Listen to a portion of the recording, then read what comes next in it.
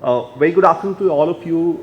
My name is Rajesh Sethia and I represent Tata Interactive Systems, which is a part of the Tata Group. Talking about future classrooms, I would just like to share that, I have a 5-year-old kid and today he knows how to operate the laptop, how to play songs on that and how to play games much better than what I know. The reason why I mention this is that kids of today have acquired, they don't need to acquire that skill, they have that naturally. All of us sitting in this room have acquired this kind of skill. The other thing that I want to mention before we get into the future classroom, let's step back and see a few years back. The scenarios a few years back and today, there are a few things which are constant.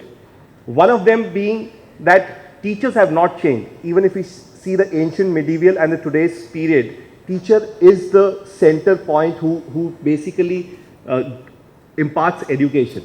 The second point which has not changed throughout is that whenever there are a group of students, these set of students are distinct and diverse. No two students are actually the same.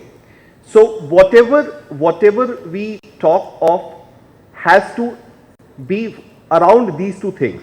Now in today's scenario, what is very, very important is that we have to empower the teachers, because these kids are so used to all the gadgets and gizmos today that it is very, very difficult for the teachers to retain their attention in the classroom. So what we have to do is we have to empower teachers, and what we at Tata Interactive have found through all the research that has happened is that there has to be a three-pronged approach in the classroom, in the future classroom. See, it has to be a paper-based learning. We cannot get away with the paper-based learning. That has to be a part of it. Second is that there has to be a lot of activity-based learning. Now, until and unless we involve all the kids, all new ideas come in, because whatever these kids study in the classroom is that what makes them the human beings they are. So there has to be a lot of activity-based learning that has to happen so that the concepts are much clearer, because if you allow somebody to do something on their own, the concepts are much clearer. And the third thing that we require in the future classroom is multimedia. Basically, the multimedia helps in terms of explaining those abstract concepts.